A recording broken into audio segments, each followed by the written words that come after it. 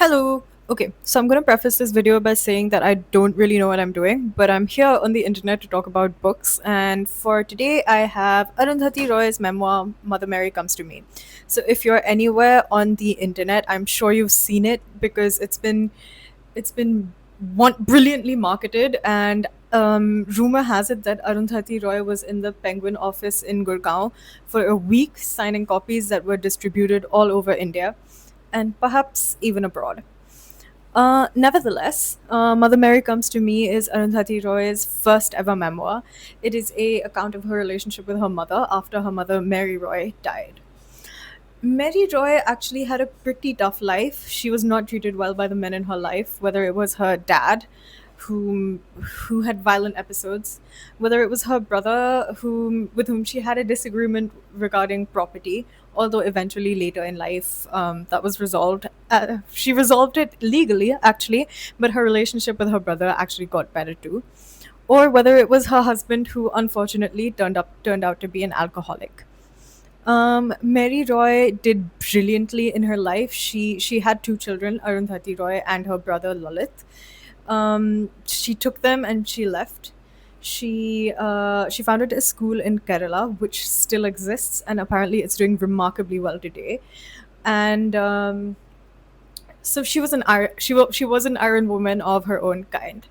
As a mother, however, her abilities were little, yeah. So she was a tempestuous woman. She was a hot-tempered woman. She did not necessarily always treat the staff the right way, or her children Arundhati and Arundhati's brother Lalit the right way. She had a tendency to take out all of her anger on men on her son Lalit. She called him a male chauvinistic pig, which was from the age of 6, which was probably not the best thing for a young child to hear. Hilariously though, she called her own brother G. Isaac Humbert Humbert because his taste in women leaned towards the younger side.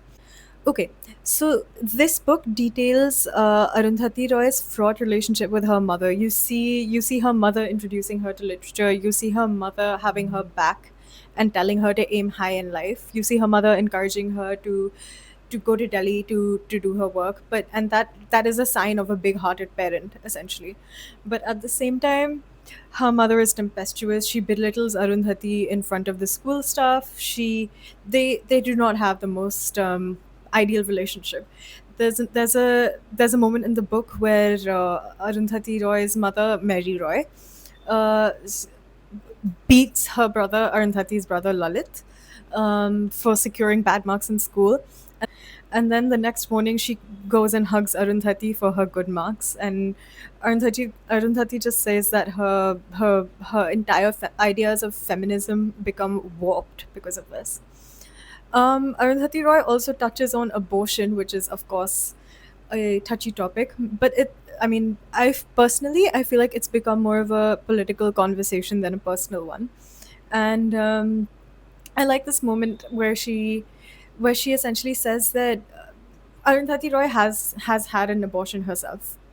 And she talks about it in a pretty matter of fact way, not as something that defined her life, but as something that was painful. But yes, she obviously had to do it. With respect to her mother, apparently Arundhati Roy's mother told her that she was absolutely desperate for abortion when she was pregnant with her. Obviously, that's a terrible thing to hear. And apparently, Arundhati Roy's mother was she tried it in multiple ways as well, whether it was by eating papayas, I think, or whether it was by using a hanger, unfortunately.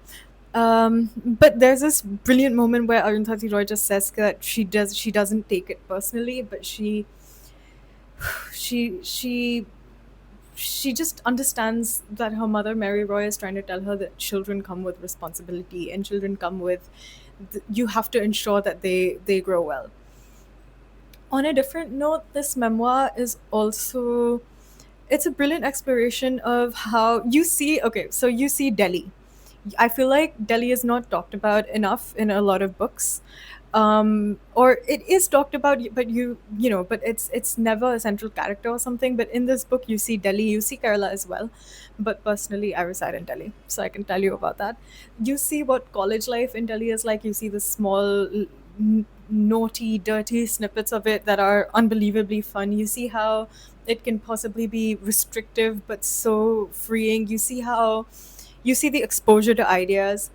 So yeah, I mean, personally, I think this book is brilliant. Um, it's it's not, so The God of Small Things was not my favorite book to exist, but Mother Mary comes to me. I think it's a good memoir. I think she talks about her relationship with her mother, which again is never easy.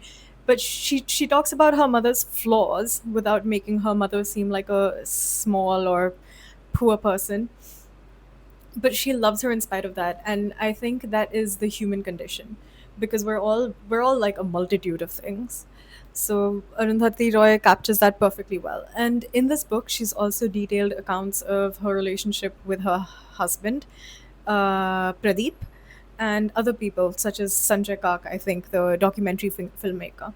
And you see them not as, I mean, as the common person. I feel like we're used to looking at all of these characters as people who've achieved great things in the artistic world, which they have undoubtedly. But in the book, you see them as people, and I feel like that's absolutely brilliant. So Arundhati Roy is political, of course, but she's also very personal, and I think that's super.